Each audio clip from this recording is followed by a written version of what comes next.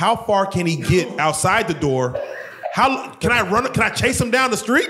Like how much access do I have to him down to stop? I wouldn't chase him down the street, but if he's you don't know a person's mindset. Real life.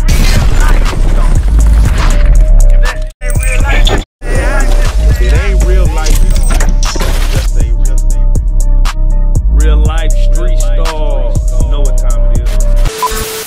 We see a young man come into a store to rob it.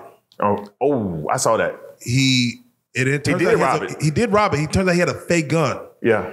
Oh, a Caucasian man. Well, let's not put color into it. Yeah. All right. It was a young black kid got shot by a Caucasian man, older Caucasian man, who was a patron in the restaurant. Right. Who, of course, as the man was leaving, shot him, I believe, 4 times.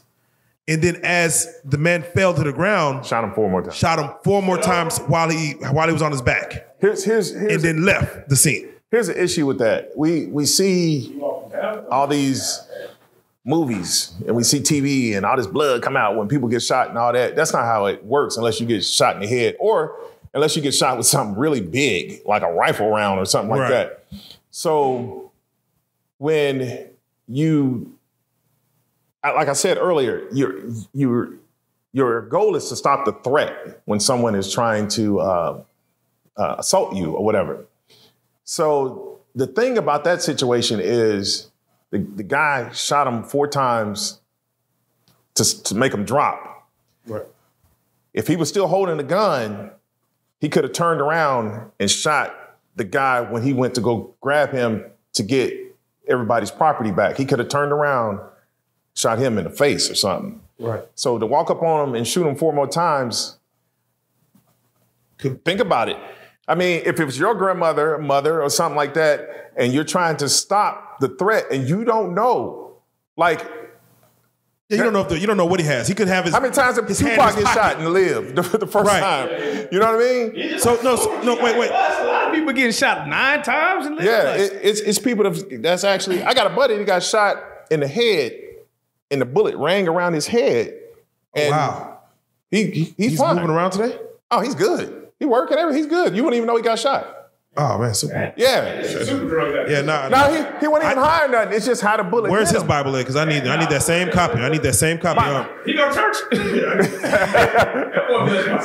Yeah. Man. So I have to ask then. Yeah. And this just teach me the law. A place is getting robbed. Yeah. Burger King. Mm-hmm. A man robs it successfully and is on his way out the door. I have the right to gun him down. Yes. How far can he get outside the door? How can I run? Can I chase him down the street? Like how much access do I have to gun him down to stop? I wouldn't chase him down the street, but if he's you don't know a person's mindset. If a person comes into the Burger King and they robbing you, and then they're walking out the door and you got your gun. You could get that. I'm gonna say it. I mean, I feel comfortable saying you could get that shot off because he could turn around and say, "Screw it." Yeah, everybody. Start shooting everybody. Yeah, he's still a threat. Yeah. So, but if he gets out the door and he's gone, but he's still in sight. The door opens. Boom. He's 10 yards in front of the door. You could give him commands. He's still a threat. I'm assuming. I would say you could give him commands at that point once he's out the door and say, get on the ground, or whatever the case may be. And if he turns around like aggressively, like he's about to be a threat again, right? You can shoot him. It's tough to make them type of decisions. But that's the kind of decisions. See, that's the thing. That's the kind of decisions that we have to make every day. Right. It's crazy. In a split second. It's crazy because after the fact, they treated like they were fine-tooth comb. What was your mindset? Right. How many, were you working overtime? Were you tired? Yeah. And it's like crazy because like, no, in the moment, my thought process is preserving life. Right. Remember when I told you I caught the boys that stole my truck? Right. I told you that story, right? Told the story, yeah. Want me to tell the story? Yeah, tell it. Okay, I'm gonna tell that story. Yeah, I ain't heard. My truck got stolen from North Park Mall here in Dallas.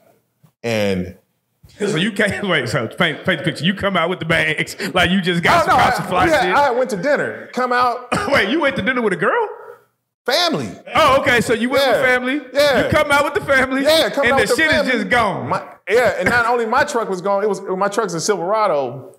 it was like 3 other ones gone. They came stole and the just whole- cleaned up. They went shopping. So the whole side, the left side.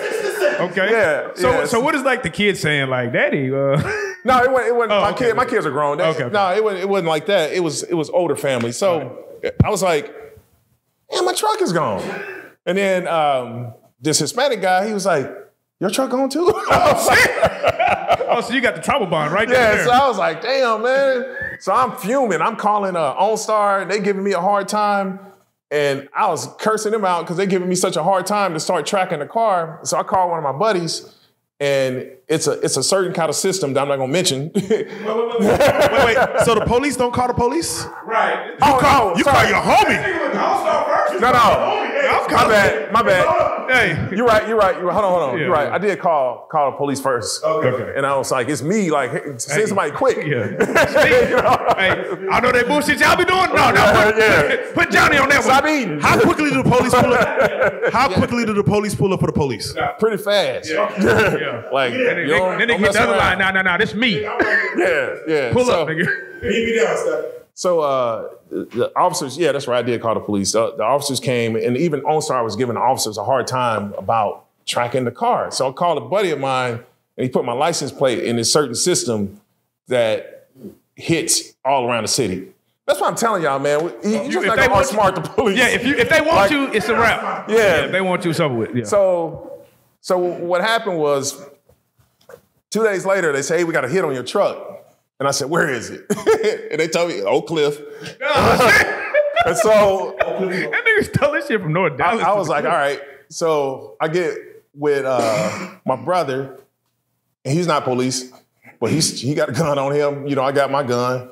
We go over there. I actually go ahead and call on-duty element to come and recover my truck. He's recovering my truck, taking it out of the system, doing a report, because it was there. It was there where they said it was. That same officer, Hispanic guy, walks up. My truck is over here too. I'm recovering my truck. I'm like, damn. And so they hit 2 officers' trucks? No. It was just a citizen. Okay. And so but his was truck like, is there. Okay. So the guy was like, Bankston, you good? I'm like, yeah, I'm good, man. You can go handle it. I kind of wanted him to leave, to be honest. Right. And he was like, all right, I'm gonna go around here and recover his truck for him. So we're parked back away from the truck, just watching the truck. I'm sitting there like fuming because they didn't tore my wires out and stuff like that, And what's crazy is they didn't even know my guns was up under the seat. I had my gun and my bulletproof vest up under the seat. So thank God, all this stuff was still in there. Oh, wow. And so while we sitting there, this Jeep, y'all younger than me, man. Y'all know these cars, but it's those that top of the line Jeep that's fast. Range Rover? The Rover? No, a Jeep. The Jeep. The Mercedes. No, not that. Not What you call it? I got a Rubicon. No, it's some kind of Jeep that's. Nah, he's talking about the luxury Jeep, right? The one everybody gets. The Jeep. Mercedes Jeep. Not the brand Jeep, not Mercedes. Oh, it's Jeep. Oh, I don't know. It's like something Hawk or something like that. Not Trackhawk. That's Trackhawk. Oh, okay. I think that's what it's called, Trackhawk. Yeah. So that pulls in, and this apartment complex was sketchy. Like, it didn't fit. You know what I mean? It don't fit. And my brother-in-law said, "That's them." And I look, and I'm like, "I bet you that is them." They come past us, they back in next to my truck, and I'm like, "If they get out of that truck and open my door, pull and block them in, and we're gonna handle this." Yeah. And that's exactly what they did. He got out my truck, put on some gloves, put a mask on, opened my truck door, and was getting in. And we pulled in front of him. I jumped out, get on the ground. I'm gonna say that because we on video. Yeah. For sure. Get on the ground. And so he gets on the ground or whatever, and he's trying to act like he don't speak English. I said, I bet you speak this, you better get on the ground. Like, get on the ground. I was saying some other stuff. Yeah. So he gets on the ground.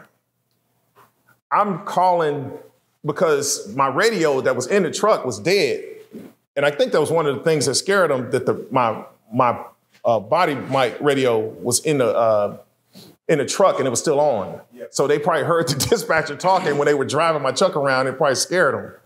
So it was dead, so I couldn't call the officer back like that, so I had to call 911 again. So I'm on the phone with 911, and I'm looking up, waiting for officers to come, licensed sirens to get over there to arrest them, because there was a passenger there too. My brother got him, and I got the driver. Yeah. Well, when they come into the parking lot, licensed sirens, I look down, old boy turning. And when he's turning, I see a magazine pop out, like an extended mag. Woo. I'm like, oh, so I kick him. Like, I don't shoot him, nothing. I could have killed him. Yeah. I just kicked him. And I was like, what are you doing? And it kind of put him out for a second. And I hurried up and grabbed the gun. He had a Glock. He was about to let it go? 45 with an extended mag in it. So I pull it out and I show it to the sergeant. Like, that's why I did that. I wasn't trying to abuse him. He was going for his gun. Wow. So I put the gun down on the truck. The sergeant throw me some handcuffs. I handcuff him. And I stand him up. I'm like, man, what was you thinking? And he just puts his head down, and I arrested him. So he really went for the kill shot? He was going for his mag. I mean, he was going for the gun. But it was an extended mag, and that's how I saw it. I didn't want to, because I wasn't in uniform or nothing, so I wasn't trying to touch him. Okay, so he didn't even know you was an officer like that. He knew I was an officer because I told him, I showed him my badge. Right. But that's crazy. He was going for it, man. How many split decision moments have you had to deal with like that? A lot of them. That's crazy. But I grew up in Kansas City. Right. I grew up in Kansas City, man, when them dudes throw one-hitter quitters, And I saw a lot of people get, one of the things that bothered me about police officers when I was growing up, I saw a guy get beat to death and the police watched. This dude got kicked up a hill. He was getting beat like worse than what we saw on that video. And they were kicking him and he was going up the hill. And I'm like, damn, are they gonna stop that? And they just stood around and watched. But it was us on us. You know what I mean? And he died. And I was like, I'm not getting hit with no one-hitter quitter and getting stomped on the ground. It made me have a phobia of getting hit like that and dropped. I started boxing and everything after that. I was like, nah, that ain't gonna happen. Yeah. That's crazy.